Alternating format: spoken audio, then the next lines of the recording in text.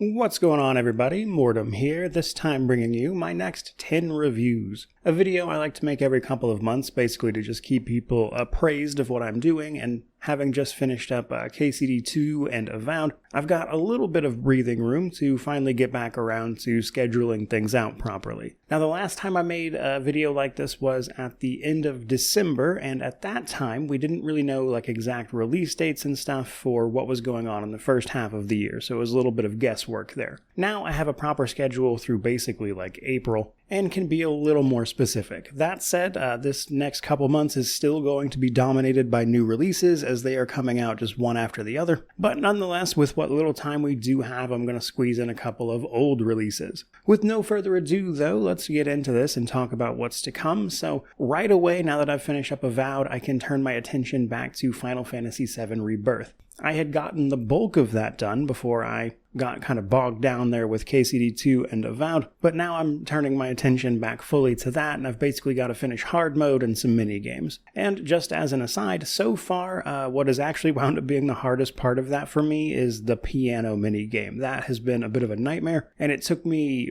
a good little bit to finally sort of understand how I needed to move in order to do that. But given I'm already most of the way through this and it was in progress before I got busy, this should be done sometime this coming week, give or take. Now, following on from that, I have went ahead and decided that I'm going to review Like a Dragon Pirate Yakuza, the pirate follow-up, of course, to Like a Dragon Infinite Wealth, that utilizes the series' more sort of beat-em-up style combat, while also retaining all sorts of over-the-top zaniness with the, of course, pirate theme. Now, I was a little on the fence about this one just generally, but I think I'm going to wind up doing it specifically because it looks like a lot of nonsense fun, and after spending the last couple of months just going through big RPG after big RPG, I could really use a break from that, and I get the impression that Like a Dragon Yakuza here will probably be an appropriate game to sort of just get a little bit of a break on. That one, though, is coming out on February 20th, actually, so more or less right after I'm done with Rebirth, I should be able to turn my full attention to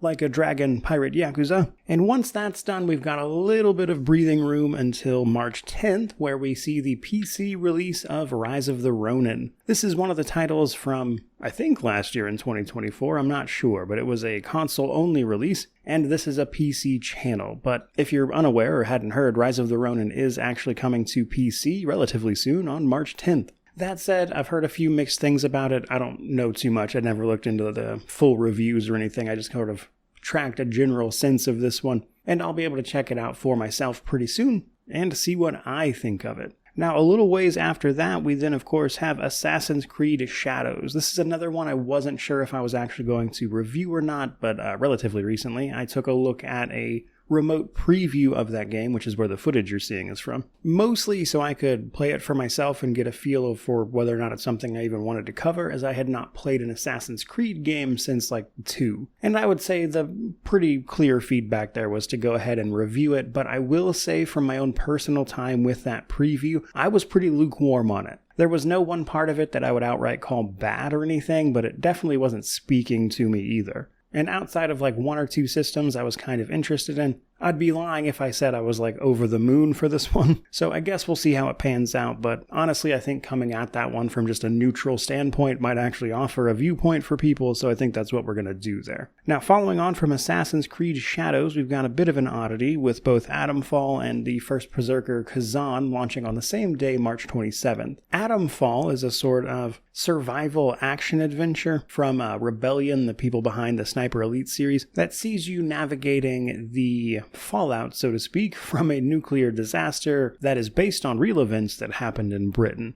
It looks kind of interesting. I don't know exactly what to make of it. New IP, of course, so hopefully it'll be cool, but we'll, ultimately find out and see, I imagine. But the first Berserker Khazan is a game with a demo out, actually, so I've been able to try that one out and share some information on it previously. I liked what I played of that demo. I really enjoyed the timings on that one, but it's going to be a sort of action Souls-like thing. We see a lot of those, so I don't necessarily think that it will be able to fully differentiate itself from the crowd, but again, I really did enjoy that demo. But with those types of games just being so numerous, there's a lot that could go wrong there, and I want to see if they can pull it off. Following on from that, however, on April 8th, we then have the release of South of Midnight. This is a action-adventure set in the deep south of rural America, which is actually where I live, and honestly is driving most of my interest in it, if I'm being real with you. But this follows the events of a girl named Hazel, dealing with all sorts of modern folk tales and a sort of southern gothic atmosphere that I want to take a look at. And very recently, there was actually a big preview event for this one that you might have seen, and I just wanted to mention that I was invited to that preview, but it wound up being for consoles only. You could only take part if it was on Xbox hardware, and as this is a PC channel, I turned it down. But the game itself is releasing on PC, so worst case scenario, we'll wait until launch day, which honestly might give me some time to sort out both Khazan and Atomfall given the oddity with their release dates, but we'll see what happens. Not too long after that, though, we then have Clair Obscur, Expedition 33, which is releasing on April 24th. I really love the look of this one, the surrealism, and what they're trying to do is sort of modernize a look at a sort of Western JRPG, and taking a look at some of the stuff they're doing with their turn-based combat and some of the previews they've done, it looks really intriguing. I'm honestly hoping they'll manage to land that one. It looks like a lot of fun, and I want to see what happens with it. It does seem like they've, in fact, generated a lot of interest surrounding that release, and I'm hoping it goes well for them. It looks like a fairly unique title. And while that does it for the primary sort of new releases over the next couple of months, that of course leaves us with the rest of the old reviews for the list. That is to say, older games I want to take a look at, which is not something I've had a chance to do much this year so far, as new releases have and will continue to keep me pretty busy. But there is a list of old games I want to get to this year, starting with Avernum. So the Avernum series is getting a fourth entry in the version of a remaster. That is to say, they are remastering the fourth game in that series. And while that is technically the beginning of a separate trilogy from the first three, I would like to play the original three, or at least I would say the remakes of the original three, which is a lot to explain. But basically, there's a newer version of Avernum 4 coming out, and I want to take a look at the older three to get a feel for it before that happens, so I really want to squeeze in Avernum, which is an old isometric CRPG if you're unaware. And I need to start that at some point, so that's gonna be one of the games I squeeze in here. And then finally, Skyrim, gonna be real with you, this is a game I've been meaning to get around to forever because I haven't actually reviewed it, but it is quite literally my most played single-player game, as I talked about relatively recently in a video. But to that end, I don't think Skyrim will take a significantly long time for me to go through. I basically just need to do a quick playthrough, gather up the footage, see all the content real quick, to help me refresh my memory and sort of get my thoughts down on paper, so I can make that review. It won't be a particularly long process. I honestly just need like a dedicated week to knock it out, I think.